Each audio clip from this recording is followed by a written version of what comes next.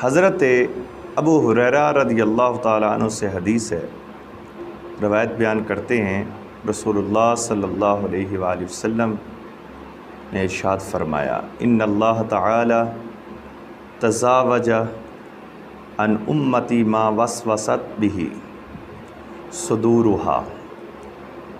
رسول اللہ صلی اللہ علیہ وآلہ وسلم نے ارشاد فرمایا، اللہ تعالیٰ نے میری امت سے ان کے دلی خطرات میں درگزر فرمائی اور فرمایا جب تک وہ کام یا کلام نہ کر لیں اس وقت تک ان پر کوئی گناہ نہیں ہے۔ یہ وسوسہ کے بارے میں آج کا درس ہے۔ وسوسہ کہتے کس کو ہیں؟ اس کا لغوی معنی نرم آواز، اور اصطلاحات میں برے خیالات کو اور فاسد فکر کو بھی کہتے ہیں۔ لہٰذا اچھے خیالات کو الہام کہتے ہیں، اور وسوسہ شیطان کی طرف سے ہوتا ہے اور الہام اللہ رب العزت کی طرف سے ہوتا ہے۔ لیکن غیر نبی کا جو الہام ہے وہ شرعی حجت نہیں ہے، کیونکہ شبہ ہے اور وہ شیطانی وسوسہ ہو، تو لہٰذا برے خیالات پر پکڑ نہیں ہے۔ یہ اس امت کی خصوصیت کے اندر ہے، لیکن پچھلی امتوں کے اندر برے خیالات پر بھی پکڑ تھی۔ برا ارادہ کچھ اور ہے، برے ارادے پر پکڑ ہے، حتیٰ کہ ارادہ کفر ہے۔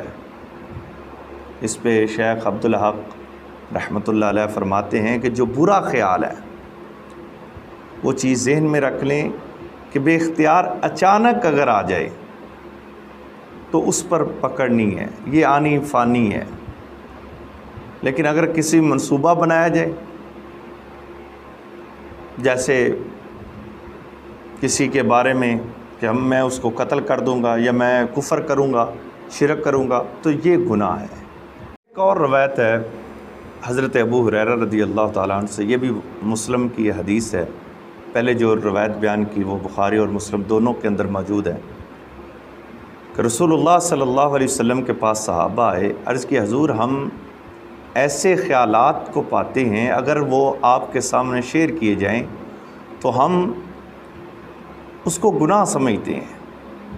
تو رسول اللہ صلی اللہ علیہ وسلم نے فرمایا، کیا واقعی تم یہ بات پاتے ہو؟ عرض کی حضور ہاں۔ فرمایا یہ کھلا ہوا ایمان ہے۔ دیکھو اب صحابہ کرام بھی اس کو برا سمجھتے تھے، اور صحابہ کرام کے کمال ایمان کی دلیل ہے کہ وسوسہ پر عمل کرنا تو کیا معنی، اسے زبان پر لانا بھی وہ اس سے بھی گھبراتے تھے۔ وسوسہ آیا تو اسے بڑا برا سمجھا، تو یعنی وسوسے آنا کمال ایمان کی دلیل ہے۔ حضرت علی رضی اللہ تعالیٰ عنہ وہ فرماتے ہیں، بڑا خوبصورت آپ کا فرمان ہے، وہ فرماتے ہیں جو نماز وسوسوں سے خالی ہو وہ نماز یہودیوں اور عیسائیوں کی ہے۔ ہمارے ہاں بندے بڑے گھبرا جاتے ہیں کہ ہمیں نماز کے اندر بڑے وسوسے آتے ہیں، اور یہ حضرت علی مرقات کے اندر یہ روایت بیان کی ہے حضرت علی رضی اللہ تعالیٰ عنہ نے۔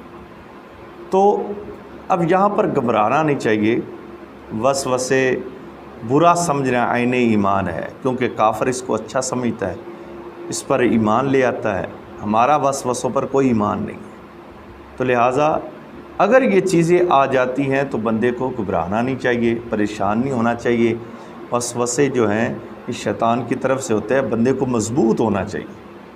تو لہٰذا اپنے ایمان کو مضبوط رکھتے ہوئے وسوسوں پر عمل نہ کریں۔ یہ بھی حضرت ابو ہریرہ رضی اللہ تعالیٰ عنہ سے یہ متفق علیہ حدیث ہے، یعنی کہ بخاری اور مسلم کے اندر موجود ہے۔ رسول اللہ صلی اللہ علیہ وآلہ وسلم نے ارشاد فرمایا، شیطان تمہارے پاس آتا ہے اور تم سے پوچھتا ہے فلاں چیز کس نے پیدا کی؟ تم کہتے ہو رب نے، اللہ تعالیٰ نے۔ تو وہ پھر کرتا ہے کہ اللہ تعالیٰ کو کس نے پیدا کیا. جب اس حد تک وہ پہنچے تو تم اعوذ باللہ من الشیطان الرجیم پڑھ لو، اس سے وہ باز رہے گا. خود شیطان کیونکہ تمام دنیا پر نظر رکھتا ہے اور تمام دنیا کے چکر لگاتا ہے، جگہ جگہ جا کر لوگوں کو وسوسوں میں ڈالتا ہے کہ اللہ کو کس نے پیدا کیا، اللہ کو کس نے. یہ میں آپ کو خوبصورت بات سناتا ہوں. حضرت امام ابو حنیفہ رحمۃ اللہ علیہ کے دور میں ایک شیطان، اس نے یہ بات جو ہے وہ عام کی کہ اللہ سے پہلے کیا چیز تھی، اللہ سے پہلے کیا چیز تھی. تو جب وہ عقلی دلیلیں مانگ رہا تھا تو امام صاحب نے بھی عقلی دلیل دی. اس کو کہا چلو پھر گنتی شروع کرو. وہ کہتا ہے 1 2 3 4 5 6 1 2 3 4 5 6 7. تو آپ نے فرمایا کہ تم غلط پڑھ رہے ہو. اس کو کہا پھر سے شروع کرو. اس نے پھر 1 2 3 4 سے شروع کیا. آپ نے پھر کہا، بار بار کہا. اس نے کہا میں صحیح پڑھ رہا ہوں. ہم نے فرمایا پھر آپ کا سوال بھی بے وقوفوں والا ہے کہ جب ایک سے پہلے کچھ نہیں ہے تو پھر اللہ ایک ہے، اس سے پہلے بھی کچھ نہیں ہے. تو یہ وسوسے شیطان کی طرف سے آتے ہیں تو بندے کو اعوذ باللہ پڑھنا چاہیے.